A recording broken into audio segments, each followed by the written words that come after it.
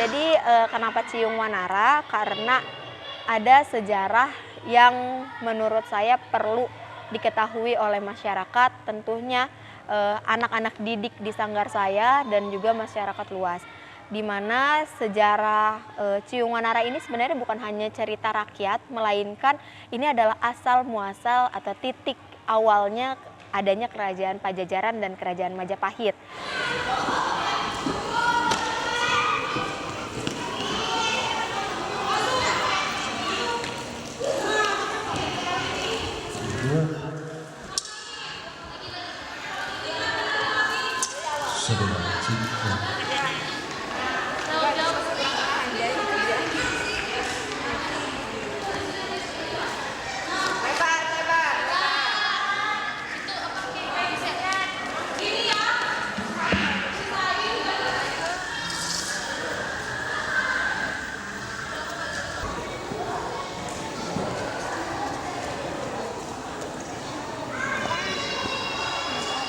Mungkin hal itu belum diketahui oleh banyak orang dan masyarakat luas, sehingga saya ingin agar masyarakat, tentunya anak-anak didik saya juga mengetahui tentang sejarah daerah kita, sejarah asal kita, dan memunculkan nilai-nilai nasionalisme dari mereka. Alam dan indah menawan menghampar luas, yang menjadikan cikal bakal lahirnya sebuah kerajaan yang menggenggam cakrawala. Untuk kisahnya sendiri, sebenarnya Ciyung Wanara ini itu adalah dahulu Pulau Jawa ini disebut dengan nama Galuh. Kerajaan Galuh, hanya ada satu kerajaan, yaitu Kerajaan Galuh yang dipimpin oleh Prabu, dan beliau memiliki dua orang istri, yaitu Dewi Pangrenyep sama Dewi Naganingrum. Ada perselisihan antara Dewi Pangrenyep dan Dewi Naganingrum, di mana Dewi Pangrenyep yang ingin menguasai kerajaan membuang anak dari Dewi Naganingrum yang merupakan pewaris kerajaan Galuh sebenarnya melalui sungai, dan akhirnya ditemukan oleh Aki dan Nini Balarantang.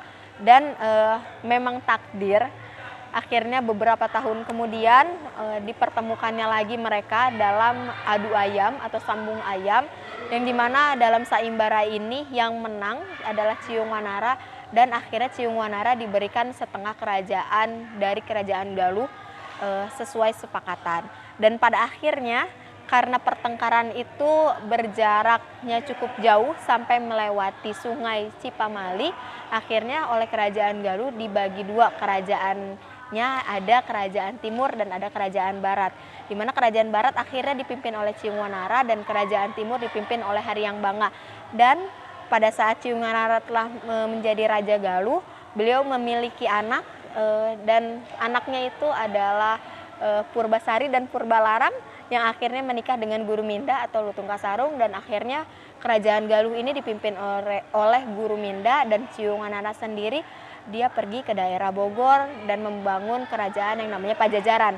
Sedangkan Haryang Banga yang pergi ke daerah timur, beliau membangun kerajaan Majapahit. Nah, Ketika yang canda dan gelap tawa menghiasi suasana, Ekspresinya jangan senyum. terusin oleh kedatangan para penggawa Haryang Banga.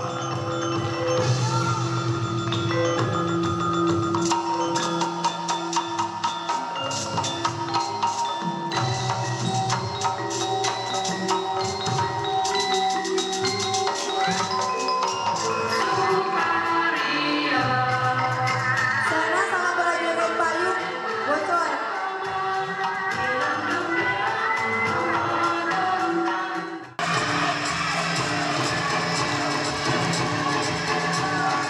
kalau untuk garapan ini sebenarnya ini adalah replika ya. Jadi bukan pure murni kita garap dari awal, karena sebelumnya garapan ini pernah kita garap pada tahun 2015 oleh almarhum abi saya dan beserta tim lainnya. Dulu saya masih penari di sini, masih menjadi tim Pohaci. Namun yang tadi saya bilang, semakin lama mulai ini akhirnya kita replika baru tarian-tariannya dengan berpatok pada nilai-nilai yang sudah ada, dari gerak-gerak tradisi yang sudah ada, dan juga dari gambaran gerak dan setting panggung atau pola semua yang sudah ada. Akhirnya kita terapkan kembali kepada anak-anak didik yang baru dari Sanggar Seni Ani Sarumpaka.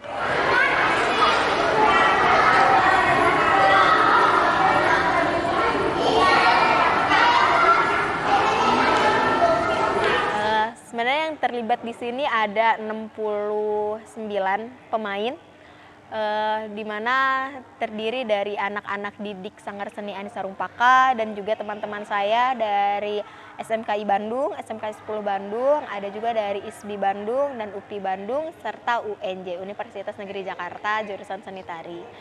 Dan untuk keseruannya tentunya ketika kita mulai menggarap, di mana ini kan tadi ada timnya pecah-pecah ini.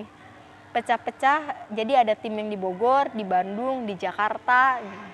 Keseruannya adalah ketika kita belajar memanage hal yang tidak yang tidak menyatu ini untuk menjadi satu linear, tetap satu linear meskipun dari daerah-daerah masing-masing gitu.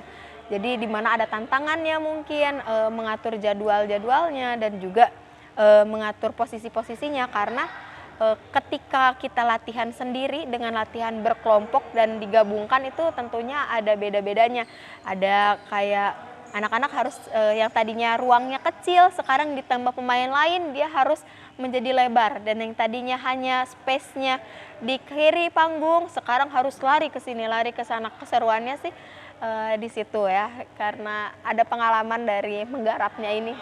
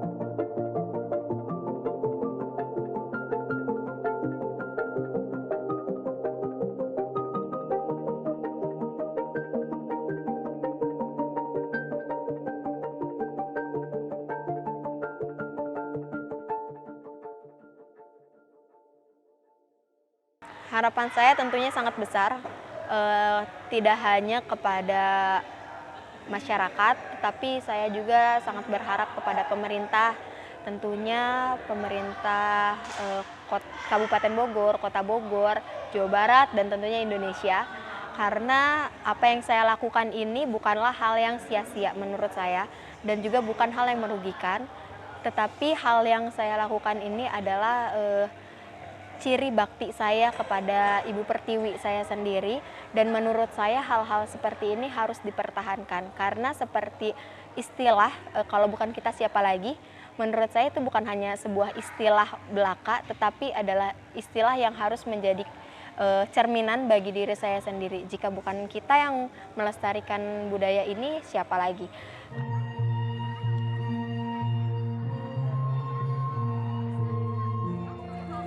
Adanya pelaku dan penonton ini kan harus berhubungan ya.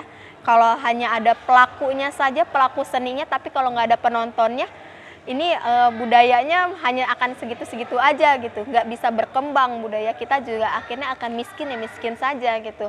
Nah, tapi kalau hanya ada penontonnya, pahit-pahitnya, amit-amitnya, pelakunya sudah tidak ada, itu yang kalau nggak dilestarikan mungkin akan terjadi beberapa tahun ke depan hanya ada penontonnya saja. Itu kan seperti seni ini udah bukan jadi budaya yang ada lagi, tapi malah menjadi sejarah. Jadi kita daripada menyesal di kemudian hari, lebih baik dukung karya anak-anak bangsa, lebih menghargai lagi nilai-nilai karya seni, tentunya seni tari, seni drama tari, agar tidak hanya kita yang melakukan seni, tetapi kita juga mendapat apresiasi dari penonton, masyarakat luas, dan pemerintah. Atau barangkali jika tidak bisa menjadi pelaku, maka jadilah penonton. Tetapi jika tidak bisa menjadi keduanya, maka jadilah sponsorship untuk kegiatan kita.